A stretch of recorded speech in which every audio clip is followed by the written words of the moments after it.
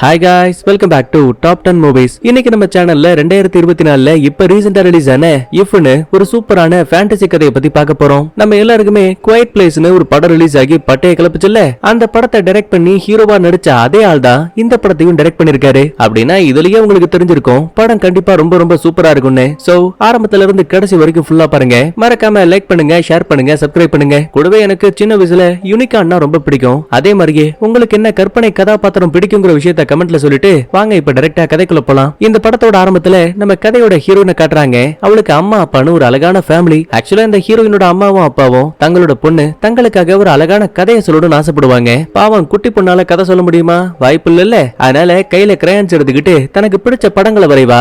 இதெல்லாம் நைனா ஒரு வீடியோவை எடுத்து வச்சுப்பாரு. கூடவே ராஜா ராணி கெட்டப் எல்லாம் போட்டு வீட்டுக்குள்ளேயே ஜாலியா விளையாடிட்டு இருப்பாங்க. அதுலயும் இந்த ஹாலோவின் வந்துட்டா போதும், இந்த பயபுலங்களை கையிலேயே பிடிக்க முடியாது. அந்த அளவுக்கு ரொம்ப ரொம்ப அன்பான குடும்பம். இப்படி இருக்க பட்சத்துல திடீர்னு ஹீரோயினோட அம்மாவுக்கு புற்றுநோய் வந்துருச்சு. ஆனா அந்த கவலையை கூட தனக்குள்ள மறைச்சுக்கிட்டு தன் பொண்ணு கிட்ட எப்பவும் போல சந்தோஷமா இருந்திருக்காங்க. ஆனா காலப்போக்குல பாவம் அவங்களும் இறந்து போயிடுறாங்க. நைனாவால பொண்ணை தனியா பாத்துக்க முடியல. அதனால வெளியூருக்கு அனுப்பி படிக்க வைக்கிறாங்க.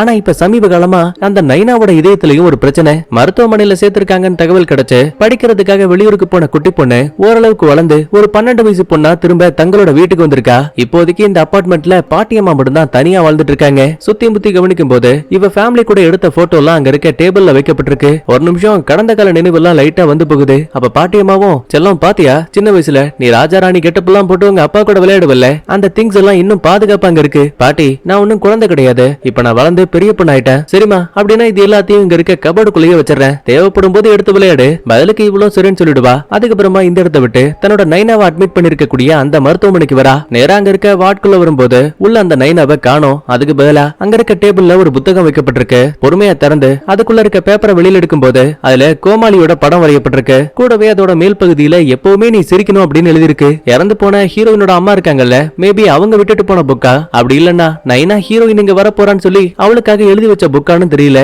லைட்டா அதை பார்த்து சிரிக்கும் போது கரெக்டா நைனா உள்ள வந்துட்டாரு. உடம்புல ட்ரிப்ஸ் ஏறிட்டு இருக்கு. ஆனா அந்தால பாருங்க, ட்ரிப்ஸ் மேலேயே பொம்மை மாதிரி படத்தை வரைஞ்சு அதை ஒரு பொண்ணா நினைச்சு அது கூட டான்ஸ் ஆடிட்டு இருக்காரு. நர்ஸ்க்கும் அதை பார்த்து சிரிப்பு தாங்கல. அப்பா, நான் இன்னும் குழந்தை கிடையாதுப்பா, நீங்க இந்த மாதிரி பண்ணி என்ன சிரிக்க வைக்க வேண்டிய அவசியம் இல்ல. நீ என்ன சொன்னாலும் சரி, பெத்தவங்க பார்வையில பசங்க எப்பவுமே குழந்தைங்க தான். எனக்கு தெரியும் நீ மனசளவுல ரொம்ப கவலைப்பட்டு இருக்க. அம்மா மாதிரி நான் உன்னை விட்டு போக மாட்டேன். கண்டிப்பா எனக்கு உடம்பு குணமாயிடும். கூடிய சீக்கிரமே உன் கூட ஜாலியா சேர்ந்து விளையாடுவேன். நீயும் எனக்காக ஒரு அழகான கதையை சொல்லுவ. இன்னும் ஒரு சில நாட்கள்ல ஆபரேஷன் நடக்க போகுது. அது வரைக்கும் நீ பாட்டி வீட்டுல சேஃபாருன்னு சொல்லிட்டு ஹீரோயினை அந்த இடத்த விட்டு அனுப்பி வச்சுட்டாரு. நேரா வீட்டுக்கு வந்தவ ஒரு பக்கத்துல டிவி பாத்துட்டு இருப்பா. பக்கத்துல அந்த பாட்டியம்மா நல்லா தூங்கிட்டு இருக்காங்க. அப்ப சடனா ஹீரோயினுக்கு ஏதோ ஒரு வித்தியாசமான சத்தம் கேக்குது. கொஞ்சம் கொஞ்சமா அந்த சவுண்ட ஃபாலோ பண்ணிக்கிட்டு பக்கத்துல இருக்க அந்த கபோர்டுக்கு வரா. அதாங்க சின்ன வயசுல ஹீரோயின் தான் விளையாட்டு ஜாமான்லாம் வச்சிருப்பால, அந்த கபோர்டுக்கு ஒவ்வொரு இடமா செக் பண்ணும்போது கையில ஒரு கேமரா மாட்டுது. ஆனா அதுல பேட்டரி இல்ல. சோ அதனால அதை வாங்குறதுக்காக பாட்டி கிட்ட கூட சொல்லாம இவ வீட்டை விட்டு வெளியில போற விஷயத்த ஒரு வித்தியாசமான உருவம் இவள ஃபாலோ பண்ற மாதிரி தெரியுது.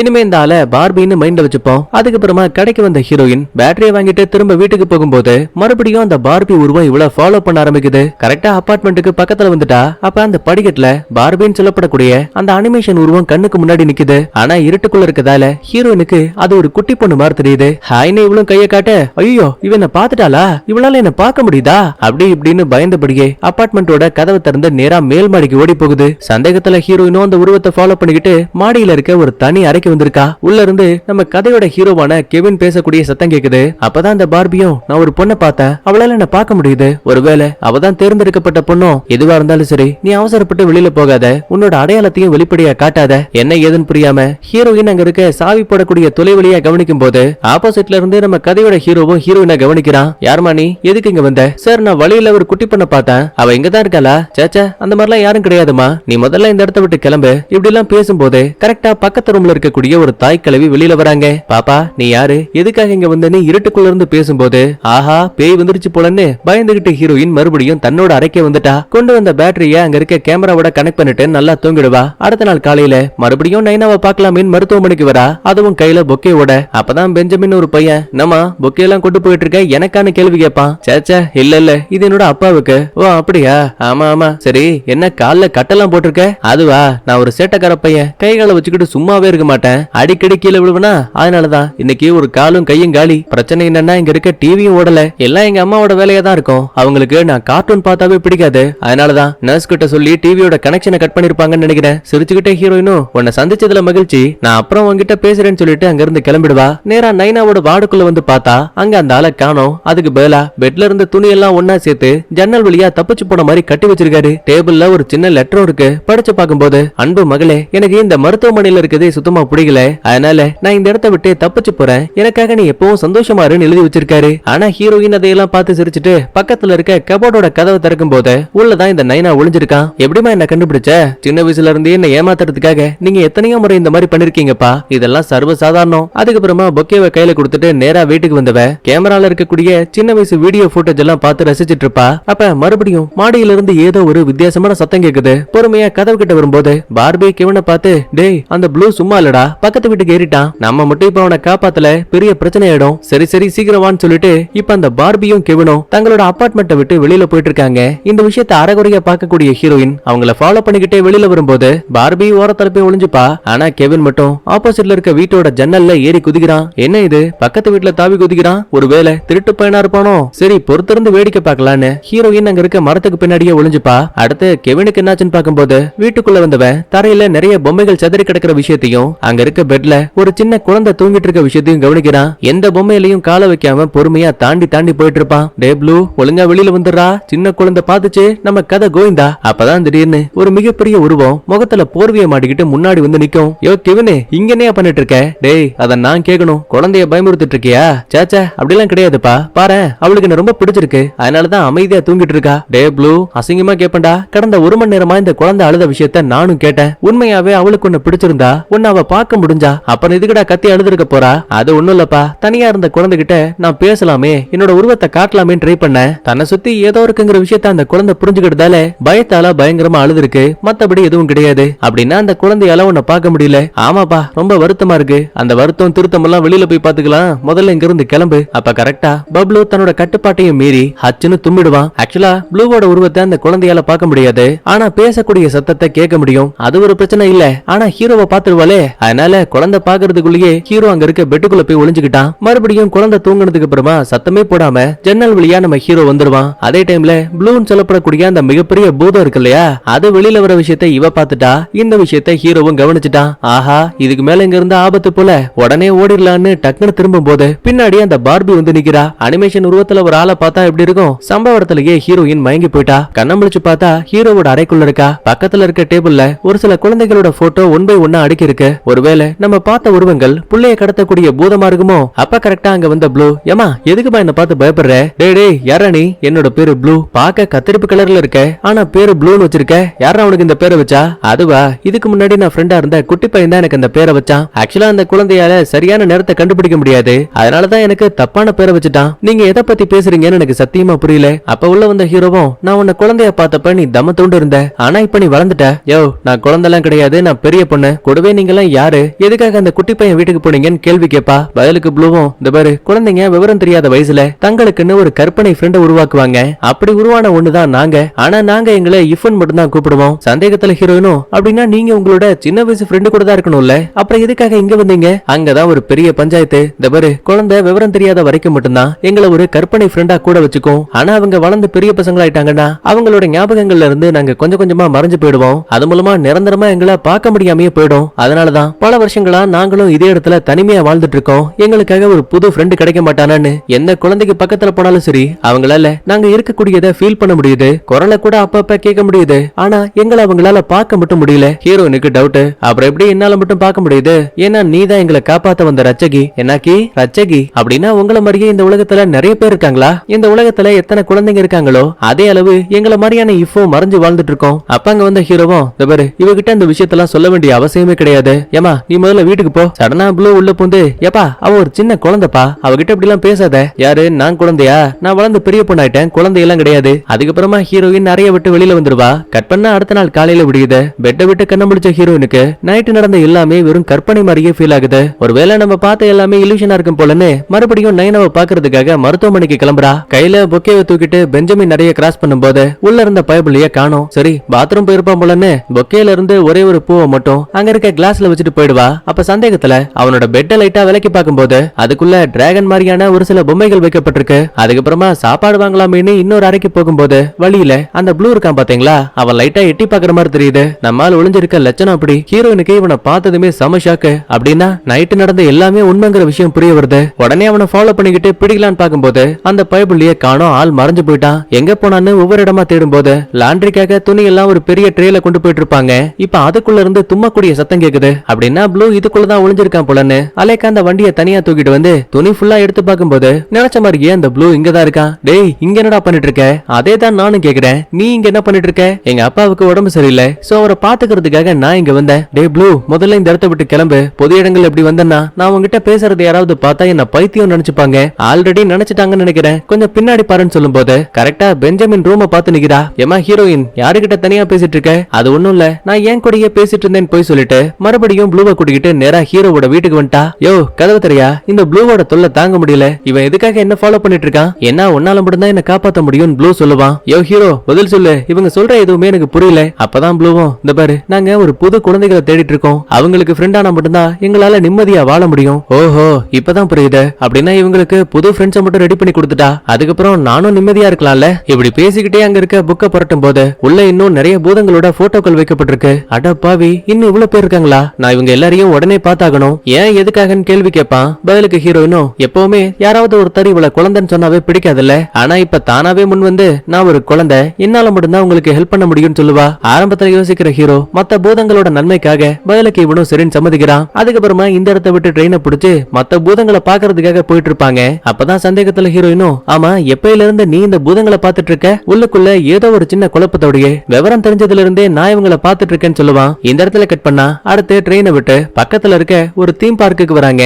ஆனா அதோட கதவு லாக்ல இருக்கு. யோ உள்ள போக முடியுமா? என் கூட வா, இன்னொரு வழி இருக்குன்னு சொல்லிட்டு பாதுகாப்பா ஹீரோயினை அந்த தீம் பார்க்குள்ள கூட்டிட்டு வந்துட்டான். அங்க இருக்க ராட்டினத்தோட மையப்பகுதியில ஒரு சின்ன கதவு இருக்கும். அதை திறந்ததுமே ரகசியமான ஒரு சுரங்க பாதை போயிட்டு இருக்கு. அது மட்டும் கிடையாது, பூமிக்கடியில ஒரு தனி அபார்ட்மெண்டே கட்டி வச்சிருக்கானுங்க. முதல் அறைக்குள்ள மனுஷ மாதிரியே ஒரு பூனை உட்காந்து டிவி பார்த்துட்டு இருக்கு. இரண்டாவது அறைக்குள்ள ரெண்டு பூதங்கள் தாடியே இல்லாம ஷேவிங் பண்ணிட்டு இருக்கு. மூணாவது அறைக்குள்ள இந்த டாக்டர்ஸ் எல்லாம் ஒன்னா சேர்ந்து மன அழுத்தத்துக்காக ஒரு சில கிளாஸ் எல்லாம் எடுப்பாங்கல்ல, அந்த மாதிரி ஒரு சில பூதங்கள் ஒன்னா உட்காந்து தங்களோட கவலைகளை சொல்லி ஃபீல் பண்ணிட்டு இருக்கானுங்க. இதையெல்லாம் கடந்து இன்னொரு அறைக்கு வரும்போது ஒரு வாத்தியாரு பாடம் எடுத்துட்டு இருப்பாரு. ஹீரோவை பார்த்ததுமே மனுஷனுக்கு அவ்வளவு சந்தோஷம். கெவின், நீ திரும்ப வந்துட்டியா? ஆமா, இந்த பொண்ணு யாரு? பதிலே சொல்லாம ஹீரோ அமைதியா இருப்பான். புரிஞ்சு போச்சு, இவதான் அந்த தேர்ந்தெடுக்கப்பட்ட பொண்ணு இல்ல. சச்சா, அப்படிலாம் எதுவும் கிடையாதுன்னு சொல்லிட்டு வாத்தியார் கிட்ட மழுப்பிட்டு அங்க இருந்து கிளம்பிடுவான். அப்ப சுவர்ல வைக்கப்பட்டிருக்க ஓவியம் லைட்டா சாஞ்சிருக்கும். அது சாஞ்சிருக்க விஷயத்த பார்த்து நைனாவும் நேராக்கி விட்டுருவாரு. ஆக்சுவலா ஹீரோ இங்க பார்க்க வந்தது இந்த பூதங்களை மட்டும் இல்ல, இந்த பூதங்களுக்கெல்லாம் தலைவனா இருக்கக்கூடிய ஒரு கரடிய. இப்ப அவரை தேடி ஒவ்வொரு இடமா போகும்போது கரெக்டா வழியில டிடெக்டிவ் மாதிரி ஒரு பூதம் உள்ள போந்து டக்குன்னு ஹீரோவை பயமுறுத்திட்டு இருக்கு. ஆக்சுவலா இது இப்ப மட்டும் கிடையாது, அடிக்கடி கண்ணுக்கே தெரியாம நொடி பொழுதுல ஹீரோவோட காலை வாரி விட்டுட்டு அந்த பைபிள்ல எஸ்கேப் ஆயிடுவான். ஹீரோயினுக்கும் இதை பார்த்து சிரிப்பு தாங்கல. அதுக்கப்புறமா அந்த பூதங்களோட தலைமை இருக்கக்கூடிய இடத்துக்கு வந்துட்டாங்க. இவரை ஷார்ட்டா மேக்ஸ்னு மைண்ட்ல வச்சுப்போம். ஹீரோவை பார்த்ததுமே, கெவின் நீங்க வருவன்னு எனக்கு ஏற்கனவே தெரியும். பதிலுக்கு ஹீரோவும், ஹீரோயின் உங்களுக்கு உதவி பண்ண ஆசைப்படுறா, நான் வேணாம் இதெல்லாம் செட் ஆகாதுன்னு சொல்லிட்டேன். ஆனா அவ அதையெல்லாம் கேட்கல. சிரிச்சுக்கிட்டே மேக்ஸும், உனக்கு ஆரம்பத்துல கெவின் எப்படி இருந்தான் தெரியுமா? ஒரு கோமாளியா உங்களை சிரிக்க வைக்கிறது மட்டும்தான் ஒரே ஒரு வேலையா வச்சிருந்தான். ஆனா இப்ப ஆள், தோற்றம், நடை, உட, பாவனை எல்லாத்தையுமே மாத்தி பூதங்களுக்கு உதவி பண்ணிட்டு இருக்கான். இப்படி பேச ஆரம்பிச்சதுமே ஹீரோ கோச்சுக்கிட்டு அங்க இருந்து கிளம்ப பாப்பான். பதிலுக்கு மேக்ஸும், ஹீரோ இந்த இடத்த உனக்கு சுத்தி காட்டுற மாதிரி தெரியல, அதனால நீ அந்த ஹீரோவுக்கு இந்த இடத்த சுத்தி காட்டு. மேக்ஸ், எனக்கு புரியல, நீங்க எதை பத்தி பேசுறீங்க? முதல் முறையா குழந்தைங்க பெரியவங்களாகும் போது பூதங்களை மறக்க ஆரம்பிச்சாங்கல்ல, அந்த டைம்ல தான் அவங்கள காப்பாத்துறதுக்காக நான் இந்த இடத்தை உருவாக்குனேன். முழுக்க முழுக்க கற்பனையால மட்டுமே இந்த இடம் கட்டப்பட்டிருக்கு. அதனால குழந்தைகளான உங்களால இந்த இடத்தை நினைச்சபடி உருமாத்த முடியும். இன்னும் தெளிவா சொல்லணும்னா, நீ எப்படி இந்த இடம் இருக்கணும், எதெல்லாம் இந்த இடத்துக்குள்ள மாத்தணும்னு ஆசைப்படுறியோ அது எல்லாத்தையுமே தாராளமா மாத்தி விளையாடலாம். வேணாம் இப்படி எல்லாம் பண்ணாதுன்னு ஹீரோ சொல்லுவான். ஆனா அதுக்குள்ளேயே ஹீரோயின் கொஞ்சம் கொஞ்சமா அந்த பில்டிங்கையே மாத்த ஆரம்பிக்கிறா. பயந்து போன ஹீரோ ஓடும் போது வழியில ப்ளூ நிக்கிறான். கூடவே சுவர்களை உடைச்சுக்கிட்டு ஒரு நட்சத்திரம் வந்து தொப்புன்னு விழும். யோ பாஸ், என்னையா நடக்குது? உள்ள இருந்து பயங்கரமா சத்தம் கேக்குது. அதெல்லாம் ஒண்ணும் இல்ல ராசா, நீ போய் அமைதியா தூங்கு. முடியாது, அத பார்த்ததுக்கு அப்புறம் தான் நான் இந்த இடத்தை விட்டு போவேன். இப்படி சொல்லிட்டு இருக்க டைம்லயே சுவர் ஒரு பக்கத்துல கலண்டு விழுது. எக்கச்சக்கமான மரத்தோட வேர்கள் டக்குன்னு ஹீரோவோட உடம்ப சுத்தி வளைக்குது. இது எல்லாத்தையுமே ஹீரோயின் வேணும்னு தான் பண்ணிட்டு இருக்கா. ஏன்னா ஏதோ ஒரு காரணத்தால ஹீரோவுக்கு ஹீரோயின் மேல முழுமையான நம்பிக்கை வரல. அதுக்கு பழிவாங்குற விதமா தான் இது எல்லாத்தையும் பண்ணிட்டு இருப்பா. வேர்கள் கிட்ட இருந்து எஸ்கேப் ஆகிறதுக்காக தட்டு தருமாறி இன்னொரு அறைக்குள்ள வரும்போது அங்க ரெண்டு சோல்ஜர்ஸ் எல்லாம் சண்டை போட்டுட்டு இருக்காங்க. கோட்டையோட மேல் பகுதியில நெருப்ப கக்கக்கூடிய டிராகன் இருக்கு. ஆத்தாடி, பால் ஊத்திருவாங்க போலன்னு பதறிக்கிட்டு ஓடி வந்தவன் வழியில ஒரு நீச்சல் குளத்தை கவனிக்கிறான். அங்க பார்பி மாதிரியே நிறைய பொம்மைகள் டான்ஸ் ஆடிட்டு இருக்கு. தெரியாதனமா ஹீரோ அதுல தடுமாறி விழும்போது மறுபடியும் நீந்தி வெளியில வருவான் பாருங்க. நீச்சல் குளமா இருந்தது இப்ப அது ஒரு மிகப்பெரிய கடலா மாறிடுச்சு. ஒரு நிமிஷம் என்ன நடக்குதுன்னு புரியாம கடற்கரையை தாண்டி வெளியில வர நினைக்கும் போது கொஞ்ச நேரத்துக்கு முன்னாடி வாத்தியார் ஒரு போட்டோவை அட்ஜஸ்ட் பண்ணி வச்சிருப்பான்ல, அந்த போட்டோ வழியா கடலுக்குள்ள இருந்து நம்ம ஹீரோ வெளியில வந்துட்டான். கண்ணுக்கு முன்னாடியே வெளியில போறதுக்கான ஒரு கதவு இருக்கு. அப்பாடா தப்பிச்சிட்டோன்னு அந்த கதவை திறக்கும் போது இவன் ஏதோ ஒரு டான்ஸ் ஆடக்கூடிய மேடைக்கு வந்துட்டான். யோ பாஸ் சீக்கிரம் வாயா, கான்செர்ட் ஆரம்பிக்க போகுதுன்னு ஒரு முதல்ல பையன் ஹீரோவை தள்ளிவிட மாட்டி இருந்த அழுக்கு காஸ்டியூம் இப்ப புது ட்ரெஸ்ஸா மாறிடுச்சு. மேடையோட முன்பக்கத்துல இங்க வாழக்கூடிய ஒட்டுமொத்த பூதங்களும் ஹீரோவோட பர்ஃபார்மன்ஸ பாக்குறதுக்காக ஆறாவரமா கைகளை ஆட்டிக்கிட்டு டான்ஸ் ஆடிட்டு இருப்பாங்க. ஆரம்பத்துல ஹீரோ என்னதான் தயங்கினாலும் கூட ஹீரோயின் உள்ள புந்து டான்ஸ் ஆடும் போது ஹீரோவும் அதுக்கேத்த மாதிரியே டான்ஸ் ஆடி ஒட்டுமொத்தமா அந்த ஷோவையே முடிச்சிருவானுங்க. அதுக்கப்புறமா அந்த பேஸ்மெண்ட்டை விட்டு வெளியில வரும்போது பரவாயில்ல, நினைக்கிறத விட இந்த பூதங்களை உனக்கு ரொம்ப பிடிச்சிருக்கு போல ஆமான்னு ஹீரோயினும் ரொம்ப சந்தோஷமா சொல்லுவா. அதுக்கப்புறமா இந்த இடத்தை விட்டு மறுபடியும் தன்னோட நைனாவை பார்க்கலாமேன்னு மருத்துவமனைக்கு வந்திருக்கா. அப்ப பக்கத்து பெட்ல இருக்கக்கூடிய பெஞ்சமின்காக இவனுக்கு தான் டிராகன் பொம்மைன்னா ரொம்ப பிடிக்கும் இல்லையா, அதனால ஒரு பச்சை நிற பொம்மையை இவனுக்காக கிஃப்டா வச்சுட்டு போயிடுவா. அடுத்த நேரா நைனா கிட்ட வரும்போது என்னம்மா இப்பெல்லாம் பாக்குறதுக்கு ரொம்ப சந்தோஷமா இருக்கு. ஆமாப்பா நான் ஒரு சின்ன வேலை பார்த்துட்டு இருக்கேன். அப்படியா, என்ன வேலை? சாரிப்பா வேலை பத்தின ரகசியங்களை வெளியில சொல்லக்கூடாது. சரி பொண்ணு நம்ம கிட்ட விளையாடுற போலன்னு நைனாவும் அதையெல்லாம் பெருசா கண்டுக்கல. அதுக்கப்புறமா நேரா பெஞ்சமினோட அறைக்கு வந்தவ அவன் பச்சை நிற பொம்மையை வச்சு விளையாடக்கூடிய விஷயத்த பார்த்து, ஏண்டா உனக்கு பொம்மைகள்லாம் ரொம்ப பிடிக்குமா? ஆமா, பொம்மைனா யாருக்கு தான் பிடிக்காது. சரி ஒருவேளை நீ விளையாடக்கூடிய பொம்மை நிஜமாவே உன் கண்ணுக்கு தெரிஞ்சா ஐ ஜாலி, அந்த மாதிரி பொம்மை எல்லாம் இந்த உலகத்துல இருக்கா? கண்டிப்பா இருக்கு, உனக்கு வேணும்னா சொல்லு, நான் அதை ரெடி பண்ணி கொடுக்குறேன். ஆரம்பத்துல யோசிக்கிற பெஞ்சமின் அதுக்கப்புறமா இவனும் சரின்னு சம்மதிக்கிறான். உடனே இந்த இடத்தை விட்டு மறுபடியும் பேஸ்மெண்ட்டுக்கு வந்த ஹீரோயின் அங்க இருக்க பூதங்களை புது குழந்தைகளோட எப்படி சேர்த்து வைக்கலாம்னு சொல்லிட்டு ஒரு இன்டர்வியூ எடுக்க ஆரம்பிக்கிறா. ஏன்னா உலகத்துல இருக்க ஒவ்வொரு குழந்தைகளுக்கும் ஒவ்வொரு விதமான குணாதிசயங்கள் இருக்கும். சோ அவங்களுக்கு ஏத்த மாதிரியான பூதங்களை மட்டும்தான் கொடுக்கணும்னு ஹீரோயின் ரொம்ப தெளிவா இருக்கா. இன்டர்வியூ ஆரம்பிக்குது. ஒவ்வொரு பூதங்களும் யாரு, இவங்க எந்த குழந்தை மூலமா முதல் முறையா உருவானாங்கன்னு எல்லா விதமான தகவலையும் எழுதி வாங்கிப்பாங்க. அது மட்டும் இல்ல ஒவ்வொருத்தர் உருவத்தையுமே ஹீரோயின் தங்கிட்ட இருக்க நோட்ல ஒரு படமாவும் வரைஞ்சுப்பா. சும்மா சொல்லக்கூடாது, இதுல வரக்கூடிய காட்சிகள் எல்லாமே ரொம்ப ரொம்ப சூப்பரா இருக்கும். அதுக்கப்புறமா தேவையான தகவல் எல்லாம் வாங்கிட்டு ஒட்டுமொத்த பூதங்களையும் நேரா மருத்துவமனைக்கு கூட்டிட்டு வரா. ஏன்னா பெஞ்சமினுக்கு இங்க இருக்க பூதங்கள்ல ஏதாவது ஒண்ணு ஃப்ரெண்டா செட் பண்ணி விடணும். ஒவ்வொரு பூதங்களையுமே அங்க இருக்க வாசல் கிட்ட நிக்க வைக்கிறா. நல்லா பாரு, உன் கண்ணுக்கு முன்னாடி ஏதாவது உருவங்கள் தெரியுதான்னு கேட்டா பெஞ்சமின் எத்தனை முறை கண்ணை தேய்ச்சிட்டு பார்த்தாலும் சரி எதுவுமே இவன் கண்ணுக்கு தெரியல. இந்த பூதங்கள் மட்டும் இல்ல வேற எந்த பூதத்தையுமே இவனால பார்க்க முடியல. அடச்ச, எவ்வளவு கஷ்டப்பட்டாலும் கூட நம்மளோட பிளான் எல்லாமே வீணா போயிடுச்சுன்னு ஹீரோயினுக்கு மன வருத்தம். அன்னைக்கு ஈவினிங் ஹீரோ ஹீரோயின் அப்புறம் நம்ம ப்ளூ மூணு பேருமே பீச் ஓரமா நடந்து போகும்போது அங்க இருக்க சேர்ல மேக்ஸ் மட்டும் தனியா உட்கார்ந்து இருக்க விஷயத்த பார்த்து ஹீரோயினும் பக்கத்துல போய் உட்காருவா. என்னமாச்சு, இன்னைக்கு வேலையெல்லாம் நல்லபடியா போச்சா? எங்க நான் நினைச்சது ஒண்ணு நடக்கிறது ஒண்ணு. என்னால புது குழந்தைங்க கிட்ட இங்க இருக்க பழைய பூதங்களை ஃப்ரெண்ட் ஆக்க முடியல, ரொம்பவே கஷ்டமா இருக்கு. பதிலுக்கு மேக்ஸும் நானும் ஆரம்பத்துல ஒண்ணு மாதிரிதான் பூதங்களுக்காக புது புது குழந்தைகளை தேர்ந்தேன். ஆனா என்னோட முயற்சியுமே தோல்வியில தான் முடிஞ்சு.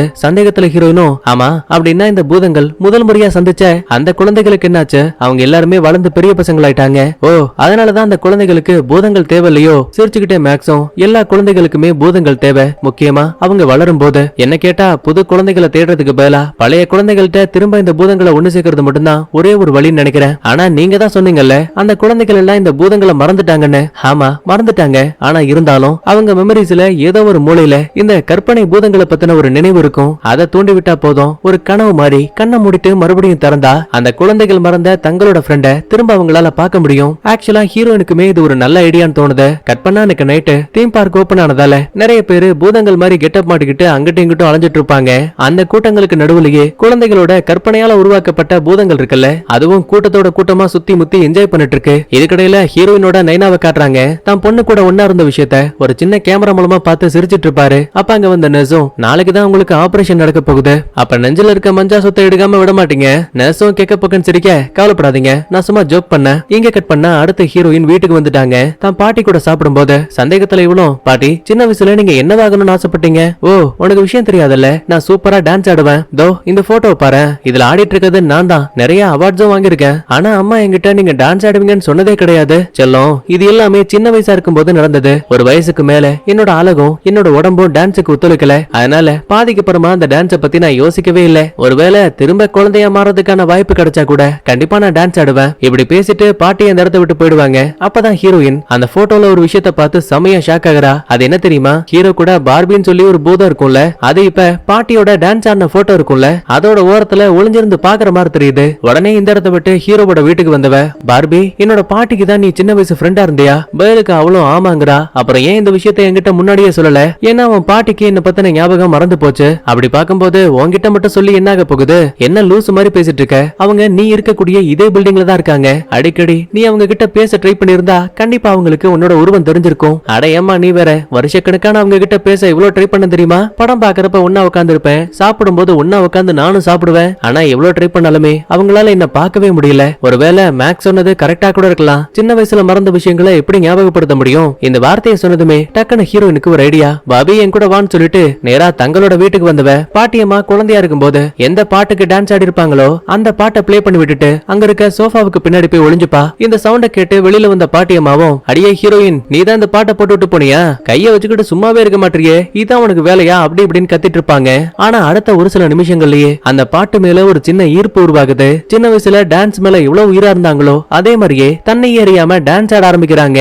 இது மூலமா குழந்தையா இருக்கும்போது இவங்க பார்த்த விஷயங்கள், முக்கியமா பார்பி உட்பட எல்லாமே கொஞ்சம் கொஞ்சமா ஞாபகத்துக்கு வருது. அடுத்த நிமிஷமே பார்பியோட உடலே பிரகாசமா ஜொலிக்க ஆரம்பிக்குது. அப்படின்னா பாட்டியம்மாவால இதுக்கப்புறம் பார்பிய நேரடியா பார்க்க முடியுங்கிறத தான் இந்த மாதிரி இன்டைரக்டா சொல்றாங்க. ஆனா ஏதோ ஒரு காரணத்தால ஹீரோ மட்டும் இதை பார்த்து சந்தோஷப்படாம சோகத்தோட அந்த இடத்தை விட்டே கிளம்பிடுவான். அடுத்த நாள் காலையில விடியுது. வழக்கம் போல ஹீரோயின் வெளியில போலாமேன்னு பார்க்கும்போது கரெக்டா அங்க வந்தா நம்ம டிடெக்டிவ் இருக்கான்ல, நீங்க கேட்ட மாதிரியே ப்ளூவோட சின்ன வயசு ஃப்ரெண்ட் யாருங்கிற விஷயத்தை கண்டுபிடிச்சிட்டேன்னு சொல்லிட்டு ஒரு ஃபைலை கொடுத்துட்டு அங்க இருந்து கிளம்பிடுவான். அதுக்கப்புறமா ப்ளூவை கூட்டிக்கிட்டு அவனோட சின்ன வயசு ஃப்ரெண்டு கூட சேர்த்து வைக்க கிளம்பிடுவாங்க. ஃபைல்ல இருக்க போட்டோவை செக் பண்ணும்போது கரெக்டா வழியிலேயே ஒரு தாடிக்காரன் போயிட்டு இருக்கான்ல, இவன் தான் ப்ளூவோட சின்ன வயசு ஃப்ரெண்டு. நல்லா டிப் டாப்பா ட்ரெஸ் எல்லாம் மாட்டிக்கிட்டு பதட்டமா ஓடிட்டு இருக்கான். ஏன் இதுக்குன்னு பார்க்கும்போது இன்னைக்குதான் ஒரு முக்கியமான வேலைக்காக இன்டர்வியூ போயிட்டு இருக்கான். அதனாலதான் பையனுக்கு இவ்வளவு பதட்டம். இதுக்கடையில ப்ளூவை பாருங்களேன், அடடா பையன் என்ன மாதிரியே இருக்கானப்பா, நல்லா தலுக்கு முழுக்குன்னு. உங்களுக்கு தெரியுமா, சின்ன வயசா இருக்கும்போது இவங்க அப்பா பேக்கரி வச்சிருந்தாரு. அதனால எல்லா விதமான ஸ்நாக்ஸும் எங்களுக்கு எப்பவுமே கிடைக்கும். ஆனா இந்த தாடிக்காரனுக்கு மட்டும் குருசான்ஸ்னா ரொம்ப ரொம்ப உயிர்ப்பா.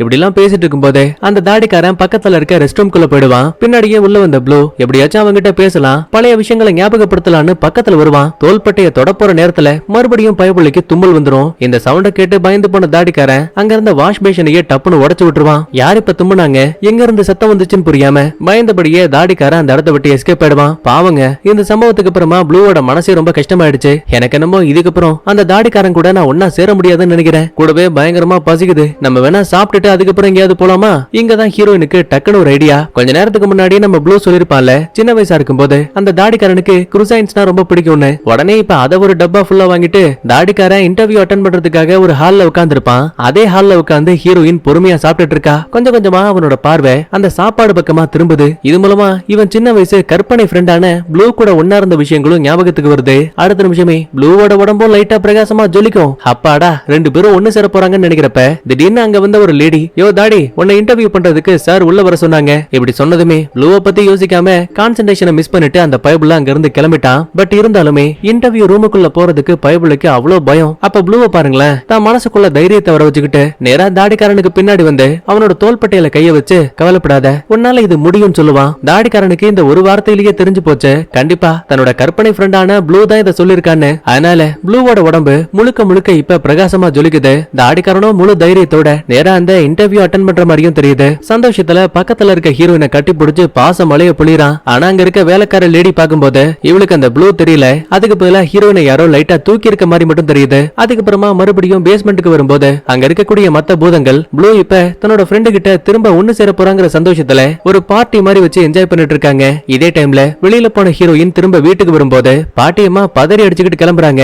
ஏன் என்னாச்சுன்னு கேட்கும்போது, உங்க அப்பாவுக்கு ஆபரேஷன் நல்லபடியா முடிஞ்சிருச்சு, ஆனா இன்னும் அவன் கண்ணு முடிக்கலாமா, வா உடனே மருத்துவமனைக்கு கிளம்பி ஆகணும். இதை கேட்ட அடுத்த நிமிஷமே ஹீரோயினுக்குள்ள இருக்க பயம் ரொம்ப அதிகமாகுது. குடு குடுன்னு பாட்டியோட பேச்சை கேட்காம மேல இருக்கக்கூடிய ஹீரோவோட ரூமுக்கு வரா. ஏன் என்னாச்சு, ஏன் இவ்வளவு பதட்டமா இருக்க? அப்பா மருத்துவமனையில மயக்கத்துல இருக்காரு. இதே மாதிரிதான் அம்மாவுக்கு கேன்சர் வந்தப்ப கடைசியா என்ன போய் உள்ள பாத்துட்டு வர சொன்னாங்க. அதுக்கப்புறமா அம்மாவை நான் திரும்ப பார்க்கவே இல்ல. எங்க ஒரு வேலை அப்பாவே என்ன விட்டு போயிடுவாரான்னு பயமா இருக்கு. கண்டிப்பா என்னால எங்க அப்பாவை பார்க்க முடியும்னு தோணல. பதிலுக்கு ஹீரோவும், அப்படின்னா உங்க அப்பாவுக்கு பிடிச்ச மாதிரி ஒரு அழகான கதைய நீயே சொல்ல. பதிலுக்கு ஹீரோயினும், சரி நானும் அதே மாதிரி பண்றேன், ஆனா எனக்கு உங்களோட உதவி தேவை. ஹீரோவும் சரின்னு சொல்ல அவசர அவசரமா இந்த இடத்தை விட்டு மருத்துவமனைக்கு ஓடி வரா. வழியில ஒட்டுமொத்த பூதங்களும் வரிசை கட்டி நிக்குது. ஆனா அதையெல்லாம் பெருசா கண்டுக்காம நேரா தன்னோட மயக்கத்துல இருக்க நைனாவோட அறைக்கு வந்தவ, அப்பா அடிக்கடி நீங்க என்கிட்ட ஒரு கதையை சொல்லுன்னு கேப்பீங்கல்ல, இன்னைக்கு உங்களுக்காக நான் ஒரு கதையை சொல்ல போறேன். ஒரு 12 வயசு குட்டி பொண்ணு சம்பந்தப்பட்ட கதை. அவளுக்கு பிடிச்ச எல்லாமே அவளை விட்டு போனாலும் கூட ஒரே ஒரு கற்பனை ஃப்ரெண்டு மட்டும் எப்பவுமே அவ கூட இருப்பான். சின்னதா சோகம் அவளோட முகத்துல தெரிஞ்சா கூட ஏதாவது ஒரு விஷயத்த பண்ணி எப்பவுமே அவளை சிரிக்க வச்சுக்கிட்டே இருப்பான். அதனாலயே என்னமோ அந்த பொண்ணுக்கு ரொம்ப பிடிச்சாலே அந்த கற்பனை ஃப்ரெண்டு தான். அது வேற யாரும் கிடையாதுப்பா, நீங்க தான். நீங்க இல்லங்கிற நிமிஷத்தை என்னால யோசிக்க முடியாது. தயவு செஞ்சு அம்மா மாதிரி என்னை விட்டுட்டு போயிடாதீங்க அப்படி இப்படின்னு கதறி அழுவா. அப்ப மயக்கத்துல இருந்த நைனா டக்குன்னு கண்ண முடிச்சிட்டு நீ சொன்ன கதை ரொம்ப நல்லா இருந்துச்சுன்னு கண்ணீர் விட்டு அழுவாரு. அப்பா திரும்ப வந்துட்டாருங்கிற சந்தோஷத்துல ஹீரோயினும் கட்டி பிடிச்சு அழுதுட்டு இருக்கா. வேகமா வெளியில ஓடி வந்தவ பாட்டி அப்பாவுக்கு எல்லாம் குணமாயிடுச்சுன்னு சொல்லுவா. ஆனா அதே டைம்ல உள்ள வரும்போது இவ பார்த்த பூதங்களும் நம்ம ஹீரோ இவங்க யாரையுமே காணோம். என்ன ஏதுன்னு புரியாம அடுத்த நாள் காலையில அப்பாவுக்கு குணமாயிடுச்சுன்னு சொல்லிட்டு ஒரு சில ஸ்வீட்ஸை கொடுக்கலாமேன்னு ஹீரோவோட அறை கதவு கிட்ட வந்து பார்த்தா அது இப்ப பூட்டி இருக்கு. பக்கத்து வீட்டு பாட்டியும் அப்பதான் அங்க வராங்க. பாப்பா நீ இங்க என்ன பண்ணிட்டு இருக்க? இல்ல இங்க என்னோட ஃப்ரெண்ட் இருக்காரு, அவரை பார்த்து ஒரு சில ஸ்வீட் குடுக்கலான்னு வந்தேன். ஐயோ மன்னிச்சிரு பாப்பா, ஒரு நிமிஷம் நீயே இத பாரு. நீ நினைக்கிற மாதிரி இந்த இடத்துல எந்த ஃப்ரெண்டும் இல்ல. சொல்ல போனா பல வருஷங்களா இந்த இடம் சும்மா போட்டி மட்டும் தான் கிடக்கு. என்ன இது கொஞ்ச நாளா நம்ம ஹீரோவையும் மத்த பூதங்களையும் பார்த்தோமே, ஆனா இப்ப இந்த இடம் ரொம்ப எம்டியா இருக்கு. அப்படின்னா தான் பார்த்தது கனவா நிஜமாங்கிற குழப்பத்தோடயே பாட்டி வீட்டுல இருந்த திங்ஸ் எல்லாம் பேக் பண்ணிக்கிட்டு பக்கத்து ஊருக்கு குடி போறதுக்காக கிளம்பிட்டு இருப்பாங்க. அப்ப தெரியாதனமா ஹீரோயினோட சின்ன வயசு திங்ஸ் இருக்குல்ல அதுல ஒரு பெட்டி தொப்புன்னு கீழே விழும். உடனே ஹீரோயினும் அதை எடுத்து வைக்கும் போது ஹீரோயின் இவளோட அம்மா அப்பா இவங்க 3 பேரும் ஒன்னா இருக்க மாதிரியான ஒரு போட்டோ இருக்கு. அதை பார்த்து லைட்டா ஃபீல் பண்ணிட்டு அந்த பேப்பரை இன்னும் முழுசா திறந்து பார்க்கும்போது ஒரு பக்கத்துல ஒரு கோமாளியோட உருவம் இருக்கு. அதுக்கு கீழே கெவின் அப்படின்னு நம்ம ஹீரோவோட பேரும் எழுதி இருக்கு. இங்கதான் ஹீரோயினுக்கு ஒரு விஷயமே புரியுது. எல்லா குழந்தைகளுக்குமே சின்ன வயசுல ஒரு கற்பனை கதாபாத்திரம் ஃப்ரெண்டா இருந்திருக்கும்ல, அதே மாதிரிதான் ஹீரோயினோட சின்ன வயசு ஃப்ரெண்டா இருந்தது கோமாளியான நம்ம கதையோட ஹீரோ. ஆனா குறிப்பிட்ட வயசுக்கு அப்புறம் ஹீரோ சம்பந்தப்பட்ட எதுவுமே ஹீரோயினுக்கு ஞாபகத்துல இல்ல. இது மூலமா மனசுடைஞ்சு போன ஹீரோ கோமாளிங்கிற தன்னோட உருவத்தை மாத்தி சாதாரண மனுஷனா இந்த பூதங்களுக்கு உதவி பண்ணக்கூடிய வேலையை பார்த்துட்டு இருந்திருக்கான். முதல் முறையா ஹீரோனை பார்த்தப்ப கூட சின்ன வயசா இருக்கும் போது நீ தம்மத்தோன்று இருந்த, இப்ப நீ பெரிய பொண்ணாயிட்டன்னு கூட சொல்லிருப்பால. அதுக்கான காரணம் கூட இதுதான். அடச்ச எல்லா பூதங்களையும் அவங்க ஃப்ரெண்டு கூட ஒன்னா சேர்க்க நினைச்சா என்னோட ஃப்ரெண்டை மிஸ் பண்ண கூடாதுன்னு சொல்லிட்டு அழுதபடியே வேக வேகமா ஹீரோ வாழ்ந்த அந்த வீட்டுக்கு ஓடி வந்தவ கதவை திறந்து தான் கையில இருக்கக்கூடிய பேப்பரை கீழே வச்சுட்டு என்ன மன்னிச்சிரு, நீ என்னோட ஃப்ரெண்டுங்கிறத நான் முன்னாடியே கண்டுபிடிச்சிருக்கணும். குழந்தை பருவத்தில இருந்து வளரும் போது நான் உன்னை மறந்திருக்கலாம், ஆனா எனக்கு எப்பவுமே நீ வேணும். முக்கியமா நான் வளரும் போதுன்னு மேக்ஸ் சொன்ன அதே வார்த்தையை இப்ப ஹீரோயின் ஹீரோவுக்காக சொல்லிட்டு அதே இடத்துல அழுதபடி கண்ண முடிப்பா. மறுபடியும் திறந்து பார்க்கும்போது மறைஞ்சு போயிருந்த ஹீரோ பூதங்கள்னு எல்லாமே அந்த அறையில திரும்ப வந்துருச்சு. ஹீரோயினுக்கும் இதை பார்த்து ஆனந்த கண்ணீரு கட்டி பிடிச்சுக்கிட்டு இதுக்கப்புறம் என்னை விட்டு போயிடாதன்னு கதறி அழ ஆரம்பிக்கிறா. அப்ப ஹீரோ உடம்புமே பிரகாசமா ஜொலிக்க ஆரம்பிக்குது. ஒரு வழியா இவங்க ஒரு பக்கத்துல பாசத்தின் அடிப்படையில ஒண்ணு சேர்ந்துட்டாங்க. சோ இதுக்கப்புறம் ஹீரோ ஹீரோயின் ஒன்னா சேர்ந்து மீதி இருக்க பூதங்களை அவங்க சின்ன வயசு ஃப்ரெண்டு கூடயே திரும்ப ஒண்ணு சேர்க்க போறாங்கன்னு ரொம்ப தெளிவா தெரியுது. இன்னொரு பக்கத்துல போஸ்ட் கிரெடிட் சீன்ல நம்ம குட்டி பையன் பெஞ்சமின் இருக்கான்ல, அவன் ஒரு பார்க்ல உட்கார்ந்து விளையாடிட்டு இருப்பான். அப்ப ஒரு பச்சை நிற டிராகன் பக்கத்துல வந்து உட்காரும். பதிலுக்கு இவனும் ஹாய் என்னோட பேரு பெஞ்சமின் சொல்லி இன்ட்ரோ ஆகுறான். அப்படின்னா இவனுக்குமே ஒரு புது ஃப்ரெண்டு கிடைச்சிருக்காங்க. ஆனா இந்த ஃப்ரெண்டு தானா உருவாகல, நம்ம ஹீரோயின் மூலமா தான் இந்த டிராகன் ஃப்ரெண்டா இருக்கும். அது எப்படி தெரியுமா? பெஞ்சமின் மருத்துவமனையில் இருக்கும் போது அவனுக்கு டிராகன்ஸ்னா பிடிக்கும்னு சொல்லிட்டு ஒரு பச்சை நிற டிராகன் பொம்மையை அவனுக்கு கிஃப்டா கொடுத்துட்டு போயிருப்பால, அதை அவன் பார்த்து அது கூடயே அதிகமா விளையாண்டதாலதான் இப்ப பச்சை நிறத்திலேயே ஒரு கற்பனை டிராகன் இவனுக்கு ஃப்ரெண்டா ஒரு மாதிரி இங்க வந்திருக்கு. நம்ம மேல அக்கறைப்படக்கூடியவங்க நிஜ உலகத்துல இருந்தாலும் சரி கற்பனை உலகத்துல இருந்தாலும் சரி அதை மனசார ஏத்துக்கணும். அதைத்தான் இந்த கதையின் மூலமா நமக்கு தெளிவா புரிய வச்சு அப்படியே இந்த இடத்துல சூப்பரா படத்தையும் முடிக்கிறாங்க. நான் சொன்ன இந்த கதை தெளிவா புரிஞ்சிருக்கும் நம்புறேன். சரி ஓகே, அடுத்த ஒரு சூப்பரான தர மனப்படத்தோட வரங்க. பாய்.